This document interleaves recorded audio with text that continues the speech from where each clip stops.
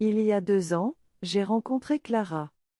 Elle était assise dans un café, les mains tremblantes autour de son thé. Son mari ne la frappait pas. Mais il la vidait. Goutte après goutte. Jour après jour. Elle voulait partir. Mais elle ne pouvait pas. Pas encore. Loyer impayé si elle quittait le domicile. 2 enfants de 4 et 6 ans. Aucune famille proche. Et cette peur sourde. Et si je me plante? Je lui ai dit quelque chose qu'elle n'avait jamais entendu. Tu n'as pas à partir tout de suite pour mériter le respect. Tu peux survivre avec dignité. Même là où tu es. Aujourd'hui, je vais te parler de cette survie-là. Pas glorieuse. Pas héroïque. Mais humaine. Parce que partir n'est pas toujours possible. Et ce n'est pas ta faute. Partie 1, pourquoi partir n'est pas toujours possible, et c'est ok, beaucoup de femmes restent. Pas par faiblesse.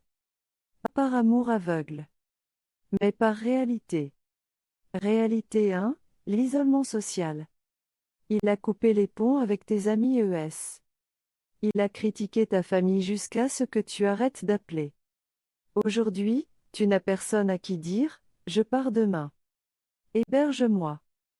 Réalité 2, la dépendance financière. Tu ne travailles pas. Ou tu travailles mais il contrôle les comptes. Ou tu travailles mais ton salaire ne couvre pas le loyer plus nourriture plus enfant. Réalité 3, la peur légitime.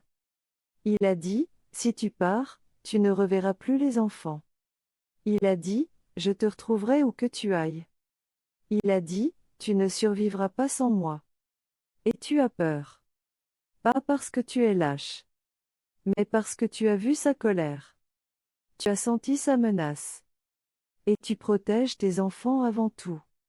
Ces réalités ne font pas de toi une victime passive.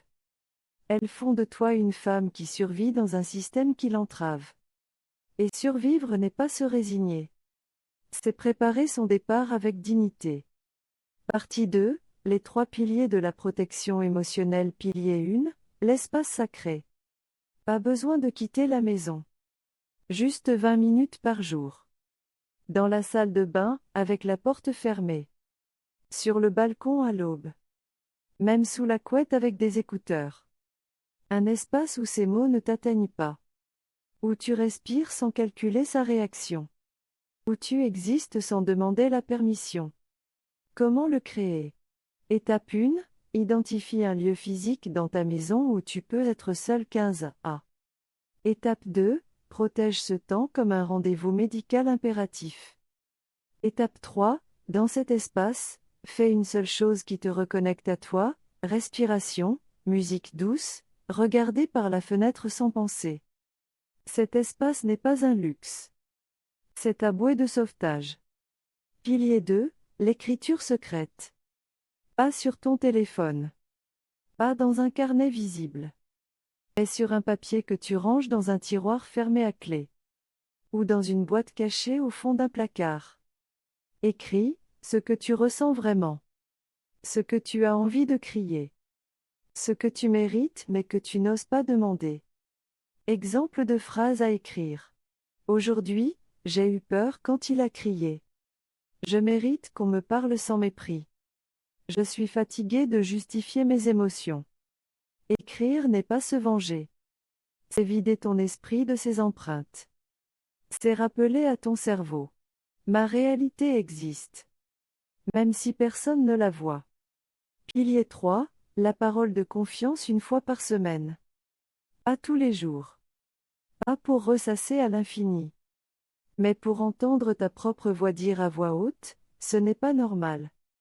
Choisis cette personne avec soin, pas celle qui dit partout de suite, tu es folle de rester. Pas celle qui dit fais un effort, tous les couples traversent ça. Mais celle qui dit je te crois. Et je suis là. Comment la contacter? Un appel téléphonique de 15 minutes. Un café en tête à tête loin de chez toi. Un message audio si tu ne peux pas parler librement. 1 fois par semaine. Pas plus. Sinon tu risques de t'enfermer dans la rumination. Une fois suffit pour rappeler à ton âme. Tu n'es pas folle. Partie 3, les micro-frontières DU quotidien micro-frontière 1, le silence choisi. Il parle fort. Tu ne réponds pas. Pas par soumission, mais parce que tu choisis où donner ton énergie. Exemple concret. Il critique ton repas. Tu ne justifies pas. Tu ne te défends pas. Tu continues à manger en silence. Ton silence n'est pas vide. Il est habité. Il dit, je refuse de nourrir ta colère avec mes mots. Micro-frontière 2, l'espace physique préservé. Tu fermes la porte de la salle de bain. Pas pour cacher, mais pour exister 5 minutes sans être observé. Exemple concret, tu entres dans la salle de bain. Tu fermes la porte à clé. Tu respires profondément 3 fois. Tu regardes ton visage dans le miroir et tu dis, je suis là. Cet espace n'est pas une fuite. C'est un ancrage. Micro-frontière 3. Le nom doux mais ferme. Il demande. Tu me prépares à manger? Je réponds, non. Pas ce soir. Pas d'explication. Pas de justification. Juste un nom qui t'appartient. Exemple concret. Il dit, range le salon, c'est le bazar. Tu réponds, je le ferai plus tard. Pas maintenant. Tu ne dois pas tout refuser. Mais choisir une chose par jour où tu dis non. Sans colère. Sans peur. Juste parce que c'est ton droit. Partie 4, ce qui reste intact, même dans l'emprise, chose 1. Ta capacité à ressentir la beauté. Un coucher de soleil te touche encore. Une chanson te fait pleurer. Un enfant qui rit te réchauffe le cœur. L'emprise ne t'a pas volé ta sensibilité. Elle l'a juste entourée de brume. Action ce soir. Regarde le ciel pendant 2 minutes. Sans penser à lui. Sans penser aux enfants. Juste le ciel. Chose 2, ton intuition silencieuse. Tu sais quand quelque chose ne va pas. Tu le sens dans ton ventre. Même si tu le justifies après. Même si tu te mens pour survivre. Ton intuition n'a jamais cessé de parler. Elle attend juste que tu l'écoutes à nouveau. Action ce soir. Mets ta main sur ton ventre. Respire 3 fois. Demande. Qu'est-ce que tu sais déjà? Chose 3, ton désir de paix vrai. Pas de paix à tout prix. Mais de paix vraie. Celle où tu respires sans calculer. Celle où tu existes sans permission. Ce désir n'est pas naïveté. C'est ta boussole intérieure. Action ce soir. Écris sur un papier. La paix que je veux ressemble à tirer bas. Remplis le blanc avec une image simple. Exemple, un matin où je me réveille sans angoisse. Partie 5, le chemin vers l'autonomie, petit pas réel, besoin de tout faire en une semaine. Mais commence dès aujourd'hui. Pas une, l'autonomie financière. Ouvre un compte bancaire à ton nom seul. Si tu ne peux pas, utilise un compte existant qu'il ne contrôle pas. Mets-y 5 € par semaine. Puis 10. Puis 20. Pas besoin de beaucoup. Juste un début. Un endroit où l'argent t'appartient vraiment. Où cacher cet argent? Dans un livre creusé. Dans une boîte à chaussures au fond d'un placard. Chez une amie de confiance. Pas 2, l'autonomie émotionnelle. Identifie une amie de confiance. Pas celle qui juge. Pas celle qui dramatise. Celle qui écoute sans te sauver.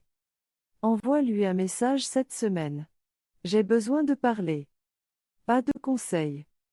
Juste d'être entendu. Pas 3, l'autonomie logistique. Repère les ressources près de chez toi. Association d'aide aux femmes. Centres sociaux.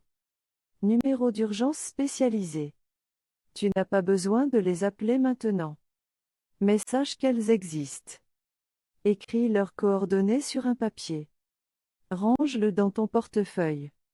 Exemple de ressources en France, Violence Femmes Info, 3919, gratuit, anonyme, 24 heures sur 24, 7 jours sur 7. SOS Femmes, 0815 15 15. Plateforme arrêtonsleviolence.gouv.fr. Savoir qu'une porte existe change tout.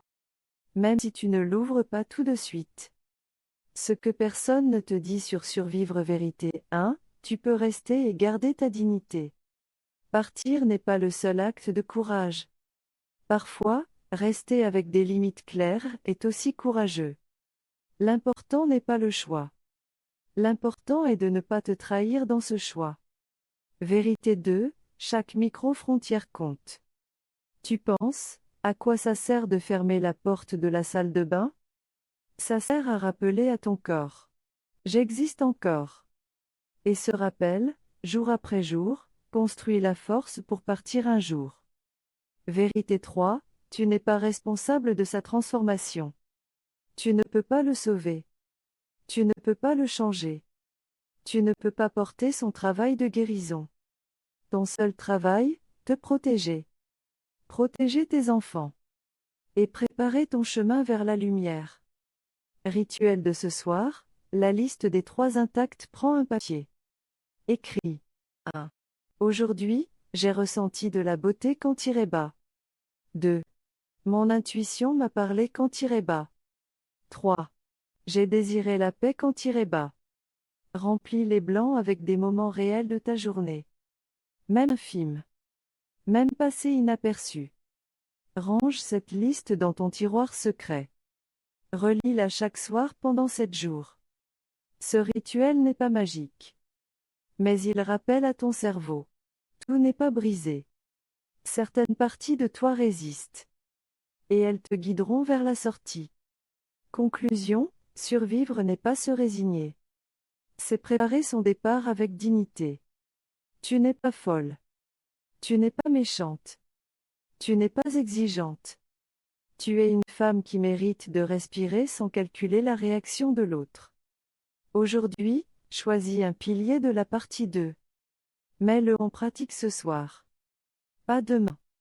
Ce soir. Et si cette vidéo t'a aidé, abonne-toi. Partage à une femme qui survit en silence. Prends soin de toi. La dignité n'attend pas le départ. Elle commence maintenant. Zone Psy Relation.